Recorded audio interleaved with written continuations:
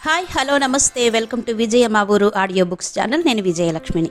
Friends, నవల స్రవంతిలో శ్రీమతి అత్తలూరి విజయలక్ష్మి గారి నవల అర్చన ఆడియోగా మీకు వినిపిస్తున్నాను కదా. మరి ఈరోజు అర్చన నవల ఆడియో 14వ భాగం వినిపించబోతున్నాను. మరి ఆలస్యం చేయకుండా కథలోకి వెళ్ళిపోదాం. అక్షయ్ కుమార్కి హైదరాబాద్ కలెక్టర్గా పోస్టింగ్ వచ్చింది. అతని స్థానంలో రిజర్వేషన్ కోటాలో సెలెక్ట్ అయిన హరిబాబు అనే అతన్ని వేశారు. ఆ విషయం తెలిసిన వెంటనే శ్రీపతి అర్చనతో అన్నాడు, మేడం, మీరు కూడా ఏదన్నా ప్రయత్నాలు చేసుకుని ఇక్కడి నుంచి వెళ్ళిపోతే బావుంటుంది. ఆశ్చర్యంగా చూసింది అర్చన. ఎందుకని? శ్రీపతి కాసేపు ఏమీ మాట్లాడలేదు. కానీ కొంచెం మొహమాటంగా, మరికొంచెం ఇబ్బందిగా చెప్పాడు. హరిబాబు గారికి మంచి పేరు లేదు. సబ్ కలెక్టర్గా చేసినప్పుడు అతని మీద చాలా ఎలిగేషన్స్ ఉన్నాయి. పైగా ఉమనైజర్ కూడా అని విన్నాను. మీరసలే సెన్సిటివ్, ఇబ్బంది పడతారేమో అని నాకు భయంగా ఉంది అన్నాడు. అర్చన అతని వైపు కృతజ్ఞతగా చూసింది. తనకన్నా వయస్సులో కనీసం 6-7 పెద్దవాడు, నిజాయితీపరుడు, కష్టపడి పని చేస్తాడు, తెలివైనవాడు, ఎలాంటి సమస్యనైనా చాకచక్యంగా పరిష్కరించగల నేర్పరి. తనీవేళ ఈ ఊళ్ళో సమర్థురాలైన ఆఫీసర్గా పేరు తెచ్చుకుందంటే అందుకు కారణం శ్రీపతే. అతని సహాయ సహకారాలు మర్చిపోలేనివి. అలాంటిది అతనే తనతో ఇలా మాట్లాడుతున్నాడంటే రాబోయే కలెక్టర్ నిజంగానే అంత మంచివాడు కాదేమో. పైగా శ్రీపతి అతని గురించి తనతో ఇలా చెడుగా చెప్పడంలో వచ్చే లాభమేముంది అనుకుంది అర్చన. మీరన్యదా భావించకండి. నేనిలా నా పై ఆఫీసర్ గురించి చెప్పకూడదు. కానీ మీరంటే నాకు గౌరవం. మీ మనస్తత్వం బాగా తెలిసినవాడిగా చెబుతున్నాను అన్నాడు శ్రీపతి. అర్చన నవ్వింది. నేనేం అనుకోవడం లేదు శ్రీపతి గారు. థ్యాంక్స్. నా మీద ఇంత శ్రద్ధ చూపిస్తున్నందుకు. తప్పకుండా ఆ ప్రయత్నాల్లో ఉంటాను. దుష్టులకి దూరంగా ఉండమన్నారు కదా పెద్దవాళ్లు అంది. శ్రీపతి తన మాటకు ఆమె ఇచ్చిన గౌరవానికి ఆనందం వెలిబుచ్చుతూ చూశాడు. థ్యాంక్యూ మేడం అన్నాడు ఛాంబర్లో నుంచి బయటకు వెళ్ళిపోతూ. అతను ఎక్కువసేపు ఛాంబర్లో ఉండకపోవడం చాలాసార్లు గమనించింది అర్చన. ఫైల్స్ తీసుకురావడం, సంతకాలు తీసుకోవడం, వెంటనే వెళ్ళిపోవడం. లేదంటే ఏదన్నా మీటింగ్స్ ఉంటే ఆ మీటింగ్లో కూర్చుని పాయింట్స్ నోట్ చేసుకోవడం, మినిట్స్ తయారు చేయడం, అంతే తప్ప ఎలాంటి పరిస్థితుల్లో కూడా అవసరానికి మించి ఒక్క మాట మాట్లాడకపోవడం అతని సంస్కారంగా భావిస్తుంది అర్చన. అర్చనకి తన వలన చెడ్డ పేరు రాకూడదని, ఆ ఆఫీస్లో రూమర్లు పుట్టించేవాళ్లు చాలామంది ఉన్నారని, రూమర్లు పుట్టించడానికే వాళ్లు పుట్టారని అతనికి తెలుసు. అతని 15 ఏళ్ల సర్వీసులో ఎందరినో చూశాడు. ఎన్నో మాటలు పడ్డాడు. కానీ ఏమీ పట్టించుకోడు. అన్నిటినీ ఎదుర్కొంటూ తనదైన శైలిలో పనిచేసుకుంటూ పోతాడు. అతనికి అర్చనంటే చాలా గౌరవం. ఆఫీసులో అర్చన గురించి చాటుగా విమర్శించేవాళ్లు చాలామందున్నారని అతనికి తెలుసు. అర్చన అందమైన అమ్మాయి, ఒంటరిగా ఉంటుంది. ఎప్పుడూ బంధువులు, స్నేహితులు ఎవరూ వచ్చినట్టు చూడలేదు. పెళ్ళయిందో లేదో తెలీదు. ఈ కారణాలు చాలు ఆమె గురించి మాట్లాడుకోవడానికి అని అతనికి తెలుసు. అలా మాట్లాడుకోవద్దని, అది సభ్యత కాదని అతను చెప్పలేడు. వాళ్ళంతా చాలా సామాన్యులని, అలా మాట్లాడుకోవడం వాళ్ల నైజమని భావిస్తాడు. ఈ సమాజంలో అలా మాట్లాడుకునేవాళ్లే చాలామంది ఉంటారని, అందులో ఇలాంటి ప్రభుత్వ కార్యాలయాల్లో ఇంకా ఎక్కువ మంది ఉంటారని అతనికి బాగా తెలుసు. అందరి స్వభావాలు మార్చే ప్రయత్నం అతనేం చెయ్యడు. కాకపోతే ఇప్పుడు రాబోయే హరిబాబు గురించి అతనికింకా బాగా తెలుసు. లంచగొండి, అమ్మాయిల పిచ్చి, అతనికి ఎథిక్స్ లేవని, తనకి ఎదురు చెప్పిన వాళ్ల మీద తనని కులం పేరుతో దూషించారని కేసులు పెట్టాడని చాలా విషయాలు తెలుసు. అంతకుముందు ఆర్డీఓగా చేసిన సుకన్య అనే స్త్రీతో అతనికి సంబంధాలుండేవి. అతన్ని అండ చూసుకుని ఆమె అక్కడ స్టాఫ్ని హింసించేది. ఆమె చేత హింసించబడిన వాళ్లలో శ్రీపతి కూడా ఒకడు. అందుకే అతను ధైర్యంగా అర్చనతో ఆ విషయం చెప్పగలిగాడు. చెప్పాక అతని మనసు తేలిగ్గా ఉంది. చెప్పడం తప్పు కావచ్చు, కానీ చెప్పకపోతే మరీ తప్పని అతనికి అనిపించింది. అందుకే చెప్పాడు. నిర్ణయం ఆమెది. శ్రీపతి ఆ తర్వాత ప్రశాంతంగా పనిచేసుకోసాగాడు. ఆవేళే అక్షయ్ కుమార్ రిలీవ్ అయ్యే రోజు, హరిబాబు జాయిన్ అయ్యే రోజు. సిటీసీలు సంతకాలు చేశారు. ఛార్జ్ ఇచ్చాడు అక్షయ్ కుమార్. సాయంత్రం 6ంటికి పెద్ద ఎత్తున సెండ్ ఆఫ్ పార్టీ ఏర్పాటు చేశారు. ఆ పార్టీకి అర్చన వెళ్లాల్సొచ్చింది. ఆమె వెనకే శ్రీపతి కూడా వెళ్లాడు. తహసీల్దార్ కూడా వచ్చాడు. నాగరాజు ల్యాండ్ విషయంలో సస్పెండ్ అవ్వకుండా తనని తాను కాపాడుకున్నాడు తహసీల్దార్. కానీ అతనికి అర్చన మీద బాగా కోపంగా ఉంది. అయినా ఆ కోపం పైకి కనిపించనివ్వకపోవడం అతని ప్రత్యేకత. కొంతమంది మొహంలో భావాలన్నీ స్పష్టంగా కనిపిస్తాయి. కానీ తహసీల్దార్ లాంటి వాళ్ల మొహంలో ఏ భావమూ కనిపించదు. పైకి చిరునవ్వుతో ఉంటారు. అలాంటి వాళ్లనే గోముఖ వ్యాఘ్రాలని, పయోముఖ విషకుంభాలని అంటారు. ఆ ఉపమానాలు అతనికి సరిగ్గా సరిపోతాయి. అక్షయ్ కుమార్ అర్చనని పరిచయం చేశాడు హరిబాబుకి. అతనామెని ఒక్క చూపుతో నఖశిఖ పర్యంతం స్కాన్ చేసినట్టు చూస్తుంటే అర్చన ఇబ్బందిగా కదిలింది. ఆ తరువాత పూలదండలు వేయడం, బొకేలు బహుకరించడం జరిగింది. ప్రముఖులు కొందరు వెళ్లిపోతున్న కలెక్టర్ గుణగణాలు పొగుడుతూ మాట్లాడారు. కొందరు కొత్తగా వచ్చిన కలెక్టర్ గుణగణాలు కీర్తించారు. పార్టీ పూర్తయ్యేసరికి 8 దాటింది. శ్రీపతి నెమ్మదిగా ఆమె దగ్గరకొచ్చి హాస్యంగా అన్నాడు, ఇప్పుడు డిన్నర్కి ఆహ్వానిస్తారు. మీరు ఏదన్నా రీజన్ చెప్పి తప్పించుకోండి, ఏం పర్వాలేదు అని. అర్చనకి కూడా ఎప్పుడెప్పుడు అక్కడి నుంచి వెళ్ళిపోదామా అనిపిస్తోంది. అంతమంది జనంలో ఊపిరాడనట్టుగా ఉంది. ఈ భేషజాలు, ఈ కృత్రిమ మర్యాదలు ఆమెకు నచ్చలేదు. ముఖ్యంగా హరిబాబు మధ్య మధ్యలో తన వైపు అదో రకంగా చూడడం చాలా చిరాగ్గా ఉంది. అందుకే శ్రీపతి మాటకు విలువ ఇచ్చి డిన్నర్కు ఆహ్వానించిన అక్షయ్ కుమార్కి చెప్పింది. నాకొంచెం ఫీవరిష్గా ఉంది సార్. నేను రేపు ఉదయం మిమ్మల్ని, హంసగారిని కలుస్తాను. సారీ, ప్లీజ్ ఎక్స్క్యూజ్ మీ అంది. ఓ ఓకే, నో ప్రాబ్లం, మీరు వెళ్ళిపోండి అన్నాడు అక్షయ్. అర్చన అతనికి థ్యాంక్స్ చెప్పి అక్కడున్న అందరికీ మర్యాదగా తన ఇబ్బంది చెప్పి సెలవు తీసుకుంది. హరిబాబు మొహంలో క్షణకాలం కదిలిన ప్రశ్నార్థకం గమనించింది. కాని అతనికేమీ చెప్పకుండా నమస్కరించి సెలవు తీసుకుంది. అతని కళ్ళు మరోసారి స్కాన్ చేశాయి. మౌనంగా అక్కడ్నుంచి కదిలి వెళ్ళిపోయింది అర్చన. ఆమెని ఇంటి దగ్గర జాగ్రత్తగా దింపి గుడ్ నైట్ చెప్పి వెళ్ళిపోయాడు శ్రీపతి. అర్చన లోపలికొచ్చి హమ్మయ్యా అని ఊపిరి పీల్చుకుంది. ఇతనికి భయపడి తను వెళ్ళిపోవడమంటే ఓటమిని అంగీకరించడం. కాని శ్రేయోభిలాషిగా శ్రీపతి చెప్పిన మాటని మన్నించాలి. లేకుంటే ఇబ్బంది పడాల్సింది తనే. గొడవలొచ్చాక బాధపడే కన్నా రాకుండా తప్పుకోవడం మంచిది కదా. నొప్పింపక తానొవ్వక తప్పించుకు తిరుగువాడు ధన్యుడు సుమతి. ఎలా? ఎవరిని కలవాలి? తనకిక్కడ్నుంచి బదిలీ కావాలి. ఆలోచిస్తూనే స్నానం చేసి ఫ్రెష్ అయింది. కాసేపట్లో వంట మనిషి ఆమెకి యాపిల్ ముక్కలు, కీరా, క్యారెట్ ముక్కలు కట్ చేసి ప్లేట్లో పెట్టుకునొచ్చింది. దాంతోపాటే ఒక పెద్ద గ్లాసు నిండా మజ్జిగ కూడా తెచ్చి బల్లమీద పెట్టి వెళ్ళిపోయింది. కిటికీలో నుంచి బయట లాన్లో పరుచుకున్న వెన్నెల చూస్తూ ఆలోచనలు ముసురుకుంటుంటే తరిమేస్తూ ఒక్కో ముక్కే తింటూ కూర్చుండిపోయింది అర్చన. మర్నాడు ఉదయం అర్చన అక్షయ్ కుమార్ని, హంసని వాళ్ళింట్లో కలిసింది. హంస నైటీతో, అక్షయ్ పైజామా లాల్చీతో చాలా క్యాజువల్గా ఉన్నారు. అర్చన వెళ్లేటప్పటికే పనివాళ్లు సామాను సర్దుతుంటే వాళ్ళిద్దరూ అటూ ఇటూ తిరుగుతూ వాళ్లకేవో సూచనలిస్తూ కొంచెం హడావిడిగా కనిపించారు. సారీ, టైం కాని టైంలో వచ్చానా? నొచ్చుకుంటూ అంది అర్చన. నో, ఇట్స్ ప్లెజర్, రండి ఆదరంగా ఆహ్వానించాడు అక్షయ్. హంస ఆమెని ఆప్యాయంగా కౌగిలించుకుంది. నాకొంచెం బెంగగా ఉంది అర్చన గారు, you are a good friend of me అంది. అర్చన కూడా మనస్ఫూర్తిగా అంది. నాకు అలాగే ఉంది. I'm missing you. రండి కూర్చోండి, మిమ్మల్ని నిలబెట్టే మాట్లాడుతున్నాను. అర్చన చేయి పట్టుకుని తీసుకొచ్చి సోఫాలో కూర్చోబెట్టి ఆమె పక్కనే కూర్చుంది హంస. అర్చన గారు, మీరు నిన్న చాలా ఇన్కన్వీనియన్స్ ఫీల్ అయినట్టున్నారు అడిగాడు అక్షయ్ తను కూడా మరో సోఫాలో కూర్చుంటూ. ఎందుకలా అనుకుంటున్నారు అడిగింది అర్చన. అక్షయ్ నవ్వాడు. చూడండి, నేను మీకన్నా సీనియర్ని కదా, నాకందరి గురించి తెలుసు. మేమిద్దరం ఒకే బ్యాచ్ వాళ్లం. హరిబాబు గురించి కథలు కథలుగా తెలుసు. కాని హీ ఈజ్ లక్కీ ఫెలో. ఎప్పుడూ పట్టుబడలేదు. కాని వన్ థింగ్ ఈజ్ షూర్, సర్వీస్లో తప్పకుండా అతను దెబ్బతింటాడు. అర్చన మాట్లాడలేదు. అతను చెప్పేది వినసాగింది. అక్షయ్ హరిబాబు గురించి చాలా విషయాలు చెప్పాడు. మీరు ఎదురు చెప్పారంటే తన కులం పేరుతో తిట్టారని మీ మీద కేసు పెడతాడు, జాగ్రత్త అన్నాడు. అర్చన నవ్వింది. సార్, అతనికి కమ్యూనిటీ బలం ఉంటే నాకు జెండర్ బలం ఉంది.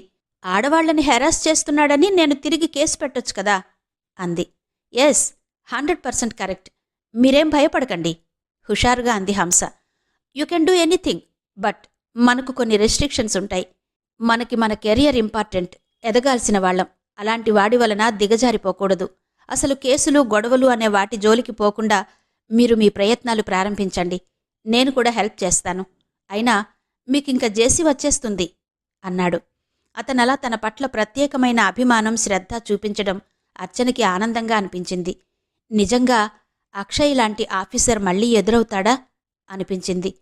Thank you sir, thanks allot. నేను జాగ్రత్తగా ఉంటాను. వీలైనంత త్వరగా ఇక్కడ్నుంచి వెళ్ళిపోవడానికి ప్రయత్నిస్తాను అంది. పనమ్మాయి 3 గాజు గ్లాసుల్లో ఆరెంజ్ జ్యూస్ తెచ్చింది. కాసేపు కూర్చుని తను హంస కోసం తెచ్చిన వెండి కుంకుమ భరణ ఇచ్చింది.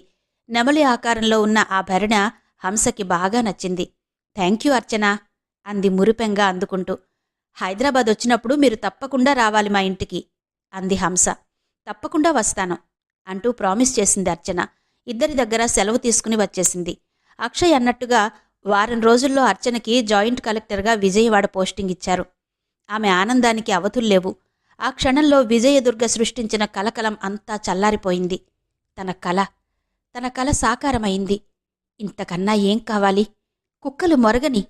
తను ఏనుగు ఎక్కడున్నా ఏనుగే. దాని రాజసం ఎవరికుంటుంది? దాని విలువ ఎవరికుంటుంది? Don't care Archana, don't care.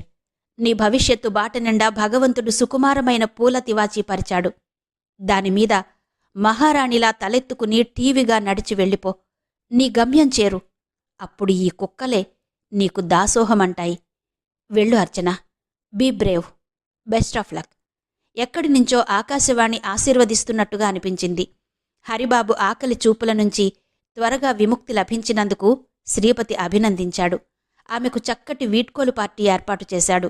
అభినందనల పరంపరలో పూలగుత్తుల పరిమళాలతో ఉక్కిరిబిక్కిరైంది అర్చన. నోరంతా తీయగా తన అభిమానులు పంచిన స్వీట్స్తో. మనసంతా ఆహ్లాదంగా తేలిగ్గా హాయిగా ఆమనిసాగే అంటూ పెదాలు అస్పష్టంగా పాడసాగాయి. హాయిగా నిద్రపోయింది అర్చన. మాధవి మళ్లీ నెల తప్పింది. 4వ నెల. నీలవేణి నిశ్చయ తాంబూలాలు తీసుకున్న రోజే ఈ విషయం తాయారమ్మకు తెలిసింది. తాయారమ్మ చాలా సంతోషించింది. ఓ మంచి రోజు చూసి 5వ నెల రాగానే సీమంతం జరిపించింది. 4 ముత్తైదువులను పిలిచి చలిమిడి స్వీట్లు చేసి ఒక మంచి చీర పెట్టి చేతులకు గాజులు వేయించింది. ఇదంతా ఏంటండి అని చెమర్చిన కళ్లతో అడిగిన మాధవి చెక్కిళ్ళి నిమురుతూ నవ్వింది. నీ దగ్గర నాకు ఆడపిల్లలు లేని లోటు తీర్చుకుంటున్నానమ్మా అంది. మాధవి మనసు ఆర్ద్రమైంది. ఎంత మంచిదీమే అనుకుంది. శ్రావణమాసంలో ముహూర్తం. ఇంకా 20 రోజులుంది పెళ్లికి. నీలవేణి అసలు ఆ విషయమే తెలియనట్టు చాలా మామూలుగా తన రొటీన్ పనుల్లో బిజీగా ఉంటోంది. తనకు పెళ్లి అన్న ఆలోచన గాని, తన జీవితం సెటిల్ అవ్వబోతుందన్న ఉద్విగ్నత కానీ, ఆరాటం కానీ ఏమీ లేకుండా నిర్వికారంగా ఉన్న నీలవేణిని చూస్తుంటే మాధవికి ఆశ్చర్యం కలగసాగింది. ఓ రోజు అడిగేసింది. గార్డెన్లో కూర్చుని తాయారమ్మ మాధవి మాట్లాడుకుంటున్నారు. బాబును తీసుకుని నీలవేణి దొంగ పోలీస్ ఆడుతోంది. తుళ్ళుతూ నవ్వుతూ ఆడుకుంటోన్న ఆమెను చూసి అంది మాధవి. ఈ అమ్మాయి పెళ్లికి పూర్తిగా అంగీకరించిందా పిన్నిగారు? ఆవిడ నిట్టూర్చింది. మాధవి ఆమె వైపు వింతగా చూసింది. ఏంటండి, ఏవైంది అడిగింది. ఏమోనమ్మా, పెళ్లి పట్ల పెద్దగా ఆసక్తి చూపించలేదు. ఎందుకో ఆ రోజు పెళ్లి చూపులనాడు ఒకటే ఇదిగా ఏడ్చింది. ఎందుకు? ఆశ్చర్యంగా చూసింది మాధవి. ఏమో, నాకు భయంగా ఉంది అమ్మగారు అంటూ ఏడ్చింది. అంతేనా? ఊపిరి పీల్చుకుంది మాధవి. ఆవిడలా అనగానే ఒక్క క్షణం మాధవికి భయం, అనుమానం కూడా కలిగాయి. ఈ అమ్మాయి వేణుపట్ల ఆకర్షితురాలు కాలేదు కదా అనుకుంది. ఆవిడ భయపడింది అనగానే హమ్మయ్యా అనుకుంది. కాసేపు మాట్లాడి ఆవిడ స్నానం చేయడానికి లోపలికి వెళ్లగానే నీలవేణి దగ్గరకు నడిచింది మాధవి. బాబు అప్పుడే అటుగా వచ్చిన కృష్ణస్వామి దగ్గరకు పరుగెత్తాడు. రా నీలవేణి, కాసేపు అక్కడ కూర్చుందాం అంది మాధవి ఓ పక్కగా అల్లుకున్న జాజిపందిరి కింద ఉన్న సిమెంటు బెంచి చూపిస్తూ. రండి అంటూ ముందుకు నడిచి బెంచి మీద రాలిన పూలు ఏరసాగింది నీలవేణి. కొంత భాగం తన చీర చెంగుతో తుడిచి కూర్చోండి అంది. నువ్వు కూర్చో అంది మాధవి తను భారంగా కూర్చుంటూ. ఇప్పుడే వస్తాను, దారం తెస్తాను, పూలు చాలా ఉన్నాయి కదా, మాల కడతాను అంటూ లోపలికి పరిగెత్తింది నీలవేణి. ఆమె వెళ్లిన వైపు చూస్తూ ఈ అమ్మాయికి హైదరాబాద్ నీళ్లు బాగానే సరిపడ్డాయి అనుకుంది మాధవి.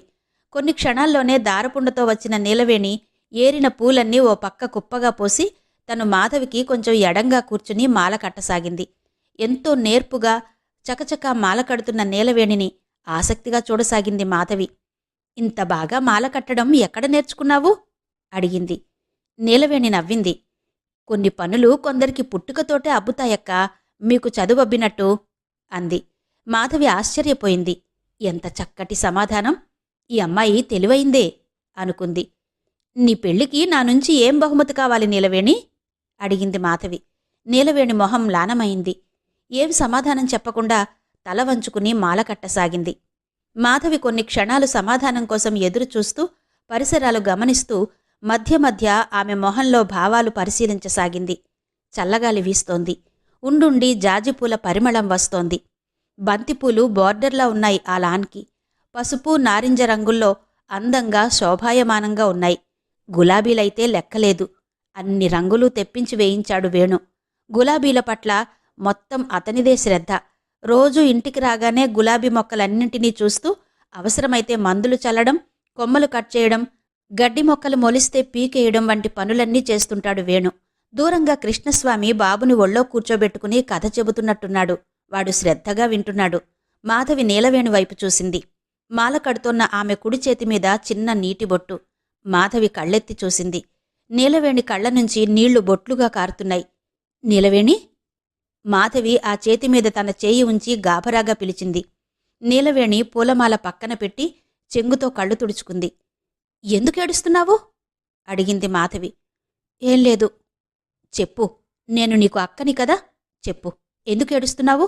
నీకీ పెళ్ళి ఇష్టం లేదా? అది కాదు. గబగబా తల ఊపుతూ అంది నీలవేణి. మరెందుకేడుస్తున్నావు? ఏం లేదక్కా. అక్క అని పిలిచాక అబద్ధం చెప్పకూడదు, చెప్పు. బొంగురుపోయిన గొంతుతో అంది నీలవేణి.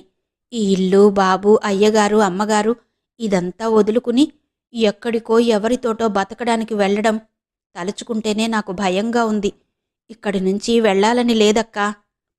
మాధవి అమ్మయ్య అన్నట్టు గట్టిగా ఊపిరి పీల్చుకుని అంది. పిచ్చిదానా, కనిపెంచిన తల్లిదండ్రుల్ని, రక్తం పంచుకు పుట్టిన వాళ్ళని కూడా వదిలి అత్తగారింటికి వెళ్లాల్సిందే ఆడపిల్లలు. అలాంటిది ఏదో కొంతకాలం వీళ్ళింట్లో ఆశ్రయం పొందిన నీకు వాళ్ల పట్ల అంత మమకారం, ఆపేక్ష ఉంటే ఎలా? అంది. కానీ అక్కడ వాళ్ళెలాంటి వాళ్ళో ఏంటో నాకేం తెలీదు. నాకు నలుగురిలో మాట్లాడడం, ప్రవర్తించడం కూడా రాదు. అదే వస్తుందిలే. 4 రోజులు వాళ్లతో గడిపితే నీకు ఎలా మాట్లాడాలి, ఎలా ప్రవర్తించాలి అనే విషయాలు తెలుస్తాయి. అదేమైనా కోర్సా? చదువుకోవాలి, బట్టి పట్టాలి అనుకోవడానికి? కానీ ఏంటో అంది నీలవేణి నిరాశగా. అంతా నీ భయం. ఇది నీకే కాదు, పెళ్లి చేసుకునే అమ్మాయిలందరికీ ఇలాగే ఉంటుంది. కాబట్టి అంతా మర్చిపోయి హాయిగా ఆనందంగా ఉండు. పెళ్లి 2 రోజులుందనగా నీకు మెహందీ పెట్టిస్తాను. నా ఫ్రెండ్ ఒక అమ్మాయి ఉంది, తను చాలా బాగా పెడుతుంది. సరేనా? నీలవేణి చెయ్యి అందుకుని అంది మాధవి. తల ఊపింది నీలవేణి. మళ్లీ మాల చేతికి తీసుకుని ఇంకా కొన్ని పూలు కట్టి ఆ మాల మాధవికిచ్చింది. థ్యాంక్యూ అంటూ ఆ మాల అందుకుని జడలో తురుముకుంది మాధవి. మరో చిన్న ముక్క తనకి తాయారమ్మకి కట్టి లోపలికి వెళ్దామా అంది నీలవేణి ముసురుకుంటున్న చీకట్లు చూస్తూ. సరే పద అంటూ లేచింది మాధవి. పెళ్లి వారమనగా జరిగిందా సంఘటన. కృష్ణస్వామి రోజులాగే ఆ రోజు కూడా 5ంటికే లేచి కాలకృత్యాలు తీర్చుకుని స్నానానికి వెళ్లాడు. ఇంతలో హఠాత్తుగా వినిపించిందాయన గొంతు, అమ్మా అంటూ గట్టిగా. అప్పటికే తాను లేచి వాకలి ఊడుస్తున్న నీలవేణి ఆయన పిలుపుకి చీపురు కిందన పడేసి ఒక్క ఉదుట్న పెరటివైపుకు వెళ్ళింది. కృష్ణస్వామి బాత్రూంలోకి వెళ్లబోతూ జారిపడ్డాడేమో. ఆ పడడం సిమెంటు తొట్టిమీద పడ్డాడు.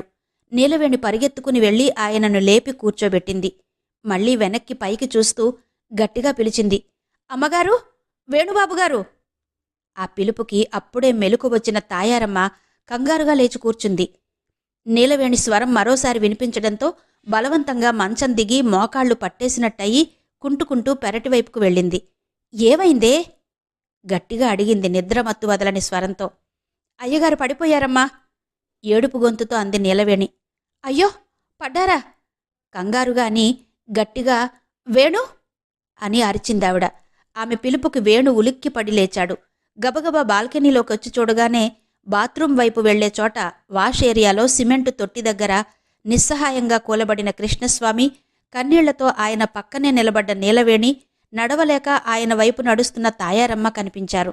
గబగబా మెట్లు దిగి ఒక్కంగలో వచ్చి తండ్రిని 2 చేతులతో లేవనెత్తాడు. ఆయన తన 2 చేతులు వేణు భుజం మీద వేసి కుంటుకుంటూ నడుస్తూ వసారాలోకి వచ్చాడు. అప్పటికే నీలవేణి పరిగెత్తుకుంటూ లోపలికి వెళ్లి ఒక కేన్ కుర్చీ తెచ్చి అక్కడే వేసింది. దెబ్బ తగిలిందా నాన్నగారు? ఆయన్ని కుర్చీలో కూర్చోబెడుతూ అడిగాడు వేణు. తగిలినట్టుందిరా, నడుం దగ్గర కలుక్కుమంది, లేవలేకపోతున్నాను బాధ అణుచుకుంటూ అన్నాడాయన. ఇప్పుడే డాక్టర్ దగ్గరకు వెడదాను నాన్నా, నేను బట్టలు మార్చుకుని కారు బయటకు తీస్తాను అంటూ వేణు చకచకా వెళ్లి బట్టలు మార్చుకుని కారు గరాజ్లో నుంచి బయటకు తీశాడు. తిరిగొచ్చి ఆయన్ని పట్టుకుని లేపి తాయారమ్మ సాయంతో జాగ్రత్తగా కారు దాకా తీసుకొచ్చి కారులో కూర్చోబెట్టాడు. నేను కూడా రానుట్రా అడిగింది తాయారమ్మ. ఎందుకమ్మా, నేను చూపించి తీసుకొస్తాను. కంగారేం లేదు, పెద్ద వయస్సు కదా, బెణికి ఉంటుంది, తగ్గిపోతుందిలే అంటూ డ్రైవింగ్ సీట్లోకి వెళ్లి కారు స్టార్ట్ చేశాడు. ఏంటో ఇవాళ నిద్రలేచి ఎవరి మొహం చూశారో పొద్దున్నే అంటూ తాయారమ్మ నీరసంగా లోపలికి నడిచింది. నీలవేణి మనస్సు చివుక్కుమంది. ఆవిడ ఆ మాట చాలా క్యాజువల్గా అన్నా ఆ అమ్మాయికెందుకో తనే ఆయన పడడానికి కారణమేమో అనిపించసాగింది. నిజానికి అలా అనుకోవడానికి కారణమేమీ లేదు. పడినప్పుడు తనేం చెయ్యలేకపోయానన్న న్యూనతాభావం తప్ప మరోటి కాదు. కాని నీలవేణి అలా అనుకుంది. పని చేస్తూనే ఉన్నా మనసంతా వేణు, కృష్ణస్వామి తిరిగి రావడం కోసం 1000 కళ్లతో ఎదురు చూడసాగింది. దాదాపు గంట తర్వాత వేణు ఫోన్ చేశాడు. తాయారమ్మ మాట్లాడింది. నాన్నని హాస్పిటల్లో అడ్మిట్ చేశానమ్మా, 2 రోజులుండాలన్నారు డాక్టర్లు అంటూ అతను చెప్పడంతో ఆవిడ గాభరా పడిపోయి ఏడవసాగింది. నీలవేణికి ఆవిడ దుఃఖం చూస్తుంటే తనకీ బాగా దుఃఖం వచ్చింది. ఏడవకండమ్మగారు, అయ్యగారికి తగ్గిపోతుంది, భయపడమాకండి అంటూ తనకు తోచిన విధంగా ఓదార్చడానికి ప్రయత్నించసాగింది. సుమారు 9 దాటుతుంటే తాయారమ్మ సూచనతో మాధవికి ఫోన్ చేసి విషయం చెప్పింది. తిరుగుటపాలో వచ్చింది మాధవి. ఏమైంది పిన్నిగారు, ఎలా పడ్డారు, అసలేమైంది అంటూ. నీలవేణి జరిగింది చెబుతుండగా వేణు వచ్చాడు. ఏం జరిగింది వేణు, డాక్టర్ ఏమన్నారు అడిగింది మాధవి. వేణు ఏం లేదన్నట్టు తలూపుతూ, నడుం దగ్గర ఎముక జరిగిందట, ఎక్స్రేలు ఈసీజీలు అవుతున్నాయి అన్నాడు. ఈసీజీ దేనికి ఆశ్చర్యంగా చూసింది మాధవి. వయస్సు కదా, పెద్దవారు, ఏం జరగకూడదని ముందు జాగ్రత్తగా అన్ని పరీక్షలు చేస్తారు, నీకు తెలియందేముంది మాధవి అంటూ మాధవి ముఖంలోకి చూశాడు. అప్పుడే మాధవి కూడా వేణువైపు చూడడంతో అతని సైగా అర్థం చేసుకున్న దానిలా అప్పటికి ప్రశ్నల పరంపర ఆపేసింది. కాసేపటికి తాయారమ్మ పూజ చేసుకోవడానికి నీలవేణి వంటగదిలోకి వెళ్లడంతో వేణు మాధవికి చెప్పాడు. నాన్నకి మైల్డ్ అటాక్ వచ్చింది, అలా పడిపోవడంతో భయపడినట్టున్నారు. కారులో వెళ్తుండగానే సడన్గా గుండె చేత్తో పట్టుకున్నారు, ఒళ్లంతా చెమట పట్టేసింది.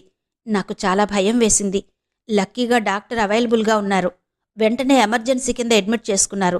ప్రస్తుతం ఓకే, పడుకున్నారు. అయ్యో, ఎంత పని జరిగింది వేణు, బాధగా అంది మాధవి. ఏం చేస్తాం, నిట్టూర్చాడు వేణు. నీలవేణి వేణుకి మాధవికి కాఫీ తెచ్చిచ్చింది. ఆ తర్వాత వేణు ఆఫీసుకు సెలవు పెట్టడం, మాధవి కూడా వేణుతో వెళ్లి కృష్ణస్వామిని చూసి రావడం, ఇదంతా జరగడంతో తాయారమ్మకి తెలిసిపోయింది ఆయనకి హార్ట్అటాక్ వచ్చిందని. ఆవిడ ఏడుపు మొదలుపెట్టింది. మీరేం భయపడకండి పిన్నిగారు, ఆయనకేం కాదు, క్షేమంగా వస్తారు అంది మాధవి ఆవిడ్ని ఓదారుస్తూ. ఏమో తల్లి, ఆ 7 కొండలవాడి దయ, ఆయన క్షేమంగా ఉండాలి. ఉంటారన్నాగా, నా మాట నమ్మండి అంది మాధవి అభయమిస్తున్నట్టుగా. అయితే ఆమె మాట నమ్మే లోపలే ఆయనకి మరోసారి అటాక్ రావడం, క్షణాల్లో ఆయన ప్రాణాలు అనంతవాయువుల్లో కలిసిపోవడం జరిగింది. కళ్యాణం జరగాల్సిన ఇంట్లో విషాదం కమ్ముకుంది. కృష్ణస్వామి జీవితంలో మొదటిసారిగా అస్వస్థుడై హాస్పిటల్ పాలు కావడం, అదే ఆఖరిసారయి శాశ్వతంగా కన్నుమూయడం జరిగిపోయింది. మాధవిని, తాయారమ్మని, నీలవేణిని ఓదార్చడానికి వేణు, చక్రవర్తి గాంభీర్యం నటించాల్సొచ్చింది. కాని వేణు గుండెల్లో బడబాగ్ని రగలసాగింది. నాన్న లేరు అని తలుచుకుంటే అతనికి ప్రపంచం శూన్యంగా అనిపించసాగింది. నాన్న లేరా, మరోసారి అలా పదే పదే తనని తాను ప్రశ్నించుకుంటూ కన్నీళ్లు కార్చలేక, గుండెల్లో సుడులు తిరుగుతున్న సుడిగుండాలను తట్టుకోలేక సొమ్మసిల్లిపోయాడు. బ్యాంకులో వాళ్లతో పనిచేసే మరికొందరు స్నేహితులు, ఊర్నుంచి వచ్చిన బంధువులు, సన్నిహితుల సమక్షంలో మర్నాటికల్లా వేణుతో దగ్గరుండి కార్యక్రమాలు జరిపించాడు చక్రవర్తి. మాధవి కొంచెం మనసు దిటవు చేసుకుని తాయారమ్మకి తానే ఓ తల్లై ఓదార్చసాగింది. ఎవరు ఎలా ఎంతగా ఓదార్చినా 40 ఏళ్ల వైవాహిక జీవితంలోని అనుబంధాన్ని 24 గంటల్లో మర్చిపోవడం సాధ్యమా? అలా సాధ్యమైతే ఈ అనుబంధాలకు అర్థమేంటి అనుకున్నాడు చక్రవర్తి. వారం రోజుల్లో జరగాల్సిన నీలవేణి పెళ్లి వాయిదా పడిందన్న సంగతి కూడా ఎవ్వరికీ గుర్తురాలేదు, పెళ్లివారు ఫోన్ చేస్తే తప్ప. విషయం తెలిసిన పెళ్లివారు వెంటనే వచ్చారు. జరిగిందానికి చాలా బాధపడ్డారు. పెళ్లి నిరవధికంగా వాయిదా పడింది. తిండి నీళ్లు లేక కన్నీళ్లతో వేదనతో చిక్కి శల్యమైపోయింది తాయారమ్మ 10 రోజులకే. ఇప్పుడే మళ్లీ నీలవేణి పెళ్లికి ముహూర్తం పెట్టి ఆమెను సగౌరవంగా సాగనంపడానికి ఏర్పాట్లు చేయడానికి ఎవ్వరూ లేరు. తండ్రిలా ఆదరించిన కృష్ణస్వామి కనుమరుగయ్యాడు. తల్లిలా అక్కున చేర్చుకున్న తాయారమ్మ పుట్టెడు దుఃఖంతో గుండెల్లో సప్త సముద్రాలను నింపుకుంది. వేణుకి తన గురించి తానే ఆలోచించుకునే శక్తి కూడా నశించిపోయింది. బాబును చూసుకుంటూ తాయారమ్మని కళ్లలో పెట్టుకుని కాపాడుతూ మధ్య మధ్య గుండె పగిలేలా ఏడుస్తూ కాలం వెళ్లదీస్తోంది నీలవేణి. మాధవి దాదాపు ప్రతిరోజూ బాబుని స్కూల్కి, చక్రవర్తిని బ్యాంకుకి పంపించి వచ్చి తాయారమ్మ దగ్గరే ఉంటోంది. తనకు చేతనైన విధంగా ఆవిడికి ధైర్యం చెబుతూ, నచ్చ చెబుతూ, దగ్గరుండి భోజనం తినిపించడం, కాసేపు పిల్లల కబుర్లు చెబుతూ ఆహ్లాదపరచడానికి ప్రయత్నిస్తూ సాయంకాలం వరకు ఆవిడని కనిపెట్టుకుని ఉంటోంది. ఇప్పుడు ఇంట్లో పని, బాబు పని, వంట పని మొత్తం నీలవేణి భుజస్కంధాలపైన పడింది. దానికి తోడు విషాదం మూర్తీభవించిన నిద్రాహారాలకు దూరమైన తాయారమ్మ బాధ్యత. వేణుకి క్యారేజీ సర్ది డైనింగ్ టేబుల్ మీద పెట్టేస్తుంది. డ్రైవర్ తీసుకెళ్లి కారులో పెట్టేస్తాడు. వేణు సగం మాత్రం తింటాడు, మిగతాది అలాగే వదిలేస్తాడు. ఉదయం బ్రేక్ఫాస్ట్ ఏం తింటాడో తెలియక ఏమడిగితే ఏమంటాడో అనే భయంతో నీలవేణి సందిగ్ధంగా మాధవితో అంది, అక్కా, వేణుబాబుగారు ఉదయం ఏం తింటారో అడిగి చెప్తావా? పాపం నేనాయనకి ఏం టిఫిన్ చేయడం లేదు అంది. మాధవికి జాలేసింది. ఇంట్లో పెద్ద దిక్కులైన వాళ్లలో ఒకరు పోయారు. ఒకరు మానసికంగా ఈ లోకంలో లేరు. వేణుతో మాట్లాడదు. ఈ అమ్మాయికి ప్రస్తుత పరిస్థితి అగ్నిపరీక్ష లాంటిది. సన్నగా నిట్టూర్చి అంది మాధవి. వాళ్ల బ్యాంకులో క్యాంటీన్ ఉంటుందిలే వేణి, నువ్వేం ఇబ్బంది పడకు. ఆకలేస్తే అక్కడ తింటాడు. ఇంకొక్క నెల రోజులు గడిస్తే అన్నీ సర్దుకుంటాయి. ఆమె అన్నట్టుగానే నెల రోజులు గడిచి మొదటి నెల మాసికం అయ్యాక వేణులో కొద్దిగా మార్పొచ్చింది. తాయారమ్మ కూడా ఏడుస్తూ పడుకోకుండా లేచి తిరగడం, మధ్య మధ్య వంటగదిలోకొచ్చి వేణుకేం కావాలో చూడడం, ఎక్కువసేపు పూజ చేసుకోవడం చేస్తోంది. మధ్యాహ్నం నీలవేణి ఆవిడ తింటేనే తను తింటానని అన్నం తినకుండా మారం చేస్తుండడంతో తప్పనిసరిగా ఎంగిలి పడుతోంది. ఇదివరకు మధ్యాహ్నాలు కాసేపు పడుకునే ఆవిడ ఇప్పుడలా కూర్చుని శూన్యంలోకి చూడడం, లేదంటే బాబా జీవిత చరిత్ర తీసుకుని పారాయణ చేస్తూ కూర్చోవడం, లేదంటే జపమాల తీసుకుని జపం చేసుకోవడం చేస్తోంది. ఇదివరకులా నీలవేణితో ఆ కబురు ఈ కబురు చెప్పడం లేదు. బాబుతో కాసేపు ఆడుకుంటుంది. వాడు ఇప్పుడు ఆవిడ దగ్గరే పడుకుంటున్నాడు. ఆ ఒక్క మార్పు నీలవేణికి బాధ కలగచేసింది. వాడు పక్కన లేకపోతే నీలవేణికి ఏదో లోటుగా అనిపించసాగింది. తనకు తోచిన కథలేవో చెబుతూ వాడిని నిద్రపుచ్చి, నిద్రపోతున్న వాడి ముద్దు ముఖం చూస్తూ ఏదో అలౌకిక ఆనందం పొందుతుండేది. అదిప్పుడు దూరమైంది. ఏదో ఒంటరితనం, దిగులు కమ్మేయసాగింది. కృష్ణస్వామి మరణంతో నీలవేణిలో అనూహ్యమైన అభద్రతాభావం చోటు చేసుకుంది. ఇక నా భవిష్యత్తేంటి? నేనేం చెయ్యాలి? నేనెక్కడుండాలి? ఈ ఆలోచనలు ఆమెను కుదిపేస్తున్నాయి. పగలంతా ఆ పని ఈ పని చేసుకుంటూ ఆలోచనలు తరిమేస్తున్నా రాత్రి కాగానే ఒంటరితనం భూతంలా భయపెట్టసాగింది. ఆమెకి పెళ్లి వాయిదా పడిందన్న దిగులు కానీ బాధ కానీ లేదు. కాని తన భవిష్యత్తు గురించిన ఆలోచనలు మొదటిసారిగా ఆమె మనసులో నిండిపోయి అశాంతి కలగచేస్తున్నాయి. తండ్రిలాంటి కృష్ణస్వామి మరణించడం, తాయారమ్మ విషాదంలో పడిపోవడంతో ఆమెకి ఇదివరకటి ఆప్యాయత, అభిమానం లభించడం లేదు. ఇప్పుడు బాధ్యతలు బాగా ఎక్కువయ్యాయి. కాని ఏదో కోల్పోయిందనిపిస్తోంది.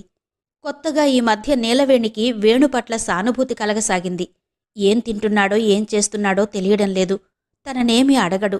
అతనికేమిష్టమో ఏం చెయ్యాలో తనకి తెలియదు. ఇన్నేళ్లలో వేణుతో తను మాట్లాడిన మాటలు వేళ్లమీద లెక్కపెట్టవచ్చు. అలాంటిది మీకేం కావాలి, ఏం చెయ్యను అని అడిగే సాహసం ఆమెకు లేదు. తననేమీ అడగడు. అలా అని ఏదో ఒకటి తింటాడ్లే నాకెందుకు అని కూడా అనుకోలేకపోతోంది. అందుకే రాత్రి డిన్నర్కి మాత్రం ప్రత్యేకంగా వంట చేయడం, అన్నీ టేబుల్ మీద అమర్చి కొంచెం దూరంగా తలుపు చాటున నిలబడి అతను తినేటప్పుడు పరిశీలించడం, ఏదైనా వెతుక్కుంటున్నట్టు కనిపించగానే గబుక్కున వెళ్లి అందించడం చేస్తోంది. అలా చేయడంలో ఆమెకేదో ఆనందం కలుగుతోంది. ఆ ఆనందంలో కృతజ్ఞత తప్ప మరో భావం లేదు. ఏది ఏమైనా నీలవేణి సేవలు ఆ ఇంటికిప్పుడు కావాలి. ఆ మనుషులకి ఆమె అవసరం ఉంది. అందుకే ఆమె పెళ్లి గురించి ఆలోచించడం లేదు. ఒక్క మాధవి మాత్రమే మధ్య మధ్య అనుకుంటూ ఉంటుంది, ఏంటి అమ్మాయి జీవితం ఇలా అర్థాంతరంగా ఆగిపోయింది? ఎవరూ ఈమె సంగతి ఆలోచించరా అనుకుంటుంది. మళ్లీ తనకు తానే ఆలోచించడానికేముంది? పెళ్లి చెయ్యాలి, అందుకు ముహూర్తం చూడాలి. కాని ఇంట్లో అశుభం జరిగాక ఏడాది వరకు శుభకార్యం చెయ్యకూడదంటారు. మరేం చెయ్యాలి? అలా అనుకుంటూ ఉండగానే మాధవికి నెలలు నిండాయి. ఈసారి పురుడు తన చేత్తో పోస్తానన్న తాయారమ్మ ఇప్పుడా శక్తి లేనిదానిలా నిస్సహాయంగా ఉండిపోయింది. మాధవి తల్లి వచ్చి ఆమెను పుట్టింటికి తీసుకెళ్ళిపోయింది. వెళ్లేటప్పుడు మాధవి తాయారమ్మకి తనకు తోచిన విధంగా కొన్ని ఓదార్పు మాటలు చెప్పి మనసు దిటవు చేసుకుని మామూలు ప్రపంచంలోకి రమ్మని వేడుకుంది.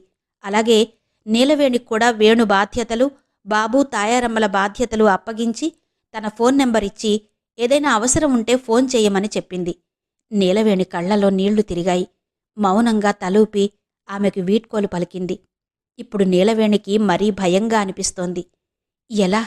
ఈ ఇంటిని, ఈ ఇంట్లో మనుషుల్ని ఎలా కాపాడాలి? ఈ ఇంట్లో తన బాధ్యత ఏంటి? ఎంతవరకు?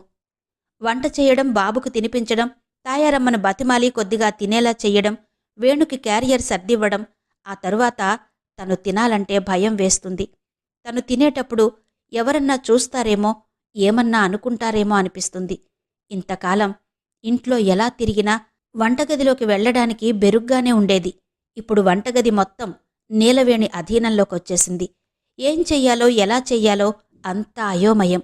ఎలాగోలా వంట చేసేసి బయటపడిపోతుంది. వండిన పదార్థాలన్నీ డైనింగ్ టేబుల్ మీదకి చేర్చి ఊపిరి పీల్చుకుంటుంది.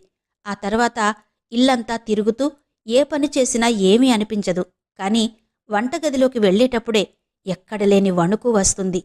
ఇంటి పనితో రోజంతా బొంగరంలా క్షణం కూడా ఖాళీ లేకుండా తిరిగేస్తుంటే ఏ బాధ ఉండదు. కాని రాత్రి కాగానే ఏదో భయం, మరేదో దిగులు మనసంతా ఆవరించి నిద్ర కూడా తొందరగా పట్టడం లేదీ మధ్య. ఇటీవల ఆమెలో కొత్త ఆలోచనలు చోటు చేసుకుంటున్నాయి. వాటిలో ఎంతకాలం ఈ ఇంట్లో ఉండాలి, ఎంతకాలం ఉన్నా ఈ ఇంటికి తానేమీ కాదు అనే భావన ప్రధానంగా ఆమె మనసును కుమ్మరి పురుగులా తొలిచేస్తోంది.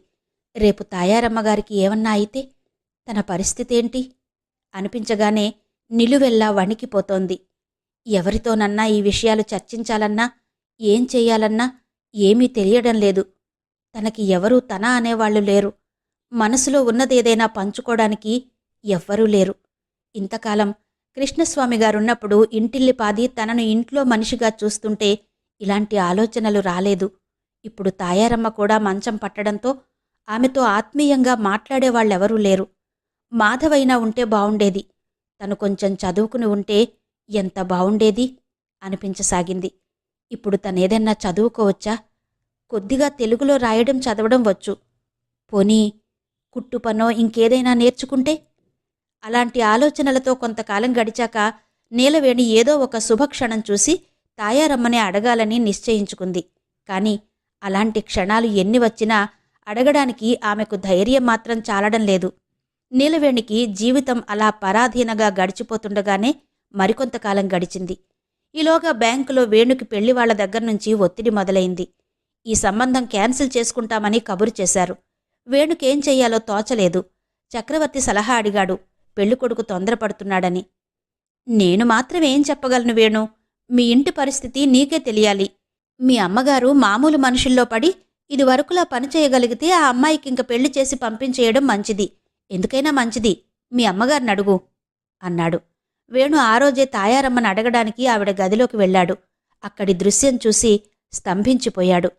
తాయారమ్మ తలని ఎడంచేత్తో పైకెత్తి మంచానికి ఆనించి కూర్చోబెట్టింది నీలవేణి. ఆవిడ ఒడిలో దిండు పెట్టి దానిమీద సగ్గుజావ ఉన్న స్టీల్ బౌలు పెట్టి స్పూన్తో తాగిస్తోంది. ఆవిడ నీరసంగా కళ్ళు మూసుకుని కొద్దిగా నోరు తెరిచి బలవంతంగా తాగుతోంది జావా. ఆ క్షణంలో వాళ్ళిద్దరినీ అలా చూశాక వేణుకి మతిపోయింది. అమ్మకేమైంది? ఆందోళనగా అనుకున్నాడు. అప్రయత్నంగా బయటికి అనేశాడు. అప్పుడు నీలవేణి తల తిప్పి వేణువైపు చూసింది. కంగారుగా చూపులు తిప్పేసుకుని, అమ్మగారికి విరోచనాలవుతున్నాయి అంది. ఎప్పట్నుంచి? అడిగాడు. ఈరోజు ఉదయం నుంచే నీలవేణి మళ్లీ చెప్పింది. వేణుకేం చెయ్యాలో, ఏం మాట్లాడాలో అర్థం కాలేదు. ఈ సంభాషణ జరుగుతున్నప్పుడు కూడా ఆవిడ కళ్ళు తెరవలేదు. ఓపిక లేనిదానిలా నిస్సత్తువగా ఓ పక్కకి తలవాల్చి కూర్చుంది. వేణు బయటకొచ్చేశాడు. ఆ క్షణంలో వేణుకి ఒక్కటే అనిపించింది. ఈ పరిస్థితుల్లో నీలవేణిని ఈ ఇంటినుంచి బయటికి పంపకూడదు. పంపిస్తే తను చాలా తప్పు చేసినవాడవుతాడు. వెంటనే సెల్ తీసి పెళ్ళికొడుక్కి, అతని మేనమామకి సారీ చెప్పాడు. అయితే ఆ సారీ ఫలితం 2 రోజుల తర్వాత తెలిసింది. ఆ కుర్రాడు బ్యాంకులో తనకు కనిపించిన ప్రతి ఒక్కరికి వేణు భార్యతో అభిప్రాయ భేదాలు వచ్చి ఆమెను ఇంటి నుంచి వెళ్లగొట్టాడని, మళ్లీ పెళ్లి చేసుకోవడానికి ఆవిడ విడాకులు ఇవ్వకుండా వేణు మీద కక్ష తీర్చుకుంటోందని, అందుకే తన సుఖానికి సంతోషానికి నీలవేణిని వాడుకుంటున్నాడని, ఆమెకు పెళ్లి చేసి పంపిస్తే తన ఆటలు సాగవు కాబట్టి ఏదో వంకతో ఆమె పెళ్లి క్యాన్సిల్ చేసి ఆ అమ్మాయి జీవితం నాశనం చేస్తున్నాడని. ఏం వేణు, బాధ్యతలు లేకుండా ఖర్చు లేకుండా ఎంజాయ్ చేయడమంటే మామూలు విషయం కాదోయ్, లక్కీ ఫెలోవి అని కొందరు మిత్రులు వెటకారంగా నవ్వుతుంటే వేణుకి ఈ విషయాలు తెలిసాయి. ఇది విన్న వేణు ఉగ్రుడైపోయాడు. తనని తాను కంట్రోల్ చేసుకోవడం అసాధ్యమే అయింది. బ్యాంకులో సెలవు చీటీ పంపించి ఇంటికి వెళ్ళిపోయాడు. అప్పుడు నీలవేణి వంటగదిలో ఉంది. సాంబారు ఘుమఘుమలు వస్తున్నాయి. వేణు విసురుగా వంటగది గుమ్మంలోకి వెళ్లి నిలబడి గట్టిగా అన్నాడు, నువ్వు రేపు నీ పెళ్లికి రెడీ అవ్వు. నీలవేణికి అంత అకస్మాత్తుగా అతనలా ఎందుకన్నాడో అర్థం కాక తెల్లబోయి చూడసాగింది. అర్థం కాలేదా? నీ సర్వీసెస్ మాకు అవసరం లేదు. రేపు గుళ్ళో నీ పెళ్లికి రెడీ అవ్వు. చూస్తుండగానే ఆమె కళ్ళు నీటితో నిండిపోయి బొటబొట కన్నీళ్లు కారిపోయాయి. కన్నీళ్ల మధ్య వణుకుతున్న పెదాలతో అంది, ఎందుకు? నా వలన ఏదైనా తప్పు జరిగిందా? తప్పులేదు, రైట్ లేదు. నీ పెళ్లి చెయ్యాలి నేను. అయినా సంబంధం కుదిరాక నీకోసం ఏళ్ల తరబడి ఎవరు ఎదురు చూస్తారు? నీలవేణి తల వంచుకుని శిలలా నిలబడిపోయింది. రేపు ఎట్టి పరిస్థితుల్లో నీ పెళ్లి చేసేయాలి. ముహూర్తాలు అవి నాకు తెలియవు. దేవుడు ముందు ఎప్పుడైనా చేసుకోవచ్చు, అంతే అంటూ అక్కడ్నుంచి తన గదిలోకి వెళ్ళిపోయాడు. బ్యాంకుకు వెళ్లిన వేణు మధ్యలో ఎందుకొచ్చాడో, అంత అకస్మాత్తుగా తన పెళ్లి అని ఎందుకు నిర్ణయించాడో అర్థం కాని నీలవేణి వెర్రిదానిలా నిలబడిపోయింది. అణువణువు వణికిపోతుంటే స్టవ్ ఆఫ్ చేసి వచ్చి తన గదిలో అచేతనంగా కూర్చుండిపోయింది. వేణు మాటలు చెవుల్లో ప్రతిధ్వనిస్తుంటే అతని ప్రవర్తనకి మాటలకి నిర్వచనం తెలియక, ఎవరిని అడగాలో అర్థం కాక అయోమయంగా గడిపిన నీలవేణికి హఠాత్తుగా మాధవి ఇచ్చిన నెంబర్ గుర్తొచ్చి ఆమెకు ఫోన్ చేయడం కోసం మెట్లు దిగి హాల్లోకొచ్చింది. అప్పుడు వినిపించిందామెకి నీరసంగా తాయారమ్మ గదిలో నుంచి నీలవేణి అన్న పిలుపు. ఆవిడకు భోజనం టైం అయిందని గుర్తొచ్చిన నీలవేణి ఆమె గదిలోకి పరిగెత్తింది. మరికొంతకాలం గడిచింది. అర్చనని Jawaharlal Nehru national urban renewal mission ప్రాజెక్టుకి స్పెషల్ డిప్యూటీ కలెక్టర్గా ఖమ్మం జిల్లాలోని భద్రాచలం వేశారు. విజయవాడలో రిలీవ్ అయ్యి ఖమ్మం కలెక్టర్ ఆఫీస్కు వెళ్లి మర్యాదపూర్వకంగా కలెక్టర్ని కలిసింది. ఆవిడ పేరు హరిణి. ఎంతో అందమైన యువతి. డైరెక్ట్గా ఐఏఎస్కి సెలెక్ట్ అయ్యి ఖమ్మం వచ్చింది. అర్చనతో స్నేహంగా మాట్లాడింది. మీరెలాంటి ఇబ్బంది పడకండి, ఫీల్ ఫ్రీ అంది స్నేహంగా. విజయవాడలో అర్చన అనుభవాలు అడిగి తెలుసుకుంది. ఇద్దరూ వారి వారి విద్య వృత్తి గురించిన విషయాలు చాలాసేపు మాట్లాడుకున్నారు. ఇంతలో పిఏ కలెక్టర్ మీటింగ్కి వెళ్లాలని గుర్తు చేయడంతో హరిణి మరోసారి అర్చనకి షేక్ హ్యాండ్ ఇచ్చి బెస్ట్ ఆఫ్ లక్ చెప్పి మీటింగ్కి వెళ్ళిపోయింది. ఆవిడ వైభోగం చూసిన అర్చన మనసులో ఒక్క క్షణం నాకీరోజు ఎప్పుడొస్తుంది అనుకుంది. వెంటనే అంతరాత్మ త్వరలో అని సమాధానమిచ్చినట్టు అనిపించి నవ్వుకుంది. ఇంతవరకు శ్రీమతి అత్తలూరి విజయలక్ష్మి గారి అర్చన నవల ఆడియో 14వ భాగం విన్నారు కదా. మిగిలిన కథ తర్వాతి భాగంలో వినిపిస్తాను. అంతవరకు సెలవు. నమస్తే.